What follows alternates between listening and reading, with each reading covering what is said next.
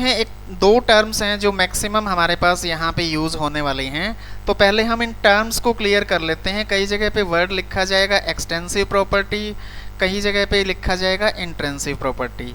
तो ये चीज़ है क्या? सबसे पहले हम बात करते हैं एक्सटेंसिव प्रॉपर्टी। इसका दूसरा नाम होता है एक्सट्रेंसिक प्रॉपर्टी भी बोल देते हैं, एक्सटेंसिव भी बोल देते हैं। तो ये हमारे पास एक कोई बीकर है, इस बीकर के अंदर हमने पानी डालना है। पानी डाल दिया, थोड़ा सा और पानी डाल दिया, थोड़ा सा और पानी डाल दिया, ऐसे हम पानी डालते चले गए, ऐड करते चले गए। तो आप बताइए क्या इसका मास जो है यानी मास केजी के अंदर सेम रहेगा क्या जितना इनिशियल था उतना फाइनल? स्टार्टिंग में बीकर में मान लीजिए 1 लीटर पानी डाला था, जितना मास वहाँ पे था, अब 7 लीटर पानी है, तो 7 लीटर पानी डालने के बाद क्या उसका मास सेम रहेगा? नो, मास चेंज होएगा। तो मास क्या हो गया? एक्सटेंसिव प्रॉपर्टी है कि वो प्रॉपर्टी जिसका मैग्नीट्यूड किस पे डिपेंड करता है? क्वांटिटी ऑफ मैटर पे डिपेंड करता है। यानी कि क्वांटिटी के ऊपर जिस चीज़ की वैल्यू डिपेंड करेगी, मास की मैग्नीट्यूड यानी मास कितना होगा वो क्वांटिटी पे डिपेंड करेगा। सो जो चीज़ क्वांटिटी पे डिपेंड करे उसको बोलेंगे एक्सटेंसिव या एक्सट्रेंसिक प्रॉपर्टी। क्लियर है? ये ऐड होती जाती है, it is additive in nature. Example इसका सबसे पहले तो मास का एग्जाम्पल दिया, वॉल्यूम, सरफेस एरिया। ये वर्ड ध्यान रखना, सरफेस एरिया, इसको मैं आगे डिस्कस करूँगा। इंटरनल एनर्जी, जितनी क्वांटिटी बढ़ती जाएगी किसी भी प्रोडक्ट के अंदर उतनी इंटरनल एनर्जी बढ़ती जाएगी, उतनी फ्री एनर्जी बढ़ती जाएगी, उतनी एंथैल्पी बढ़ती जाएगी, एंट्रोपी, हीट कैपेसिटी, ये सब चीज़ें क्या होंगी? बढ़ती चली जाएंगी। दूसरी आती है इंटेंसिव प्रॉपर्टी या इंट्रेंसिक प्रॉपर्टी। इंटेंसिव या इंट्रेंसिक प्रॉपर्टी का एक एग्जाम्पल के साथ पहले मैं बात करता हूँ। दिस इज हमारे पास वेल मीन्स कुआं है, पानी का कुआं है।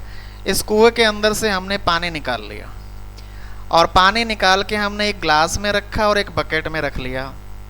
तो बताइए कुएं के पानी का जो टेम्परेचर है, बकेट में अलग टेम्परेचर होगा, ग्लास में अलग टेम्परेचर होगा, और वेल कुएं के अंदर अलग टेम्परेचर होगा क्या? नहीं, सभी का टेम्परेचर सेम ही होगा। कुएं में ज़्यादा पानी है, बकेट में कम पानी है, ग्लास में उससे भी कम पानी है। तो क्वांटिटी के ऊपर इस टेम्परेचर का कोई फ़र्क पड़ा क्या? नहीं पड़ा।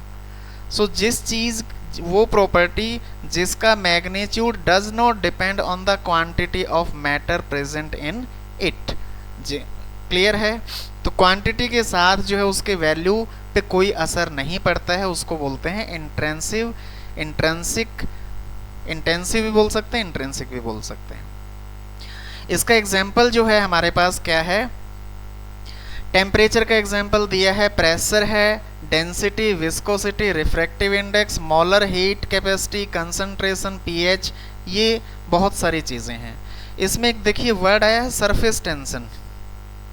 Surface tension, surface tension intensive property में आएगा, इंट्रेंसिक प्रॉपर्टी में आएगा।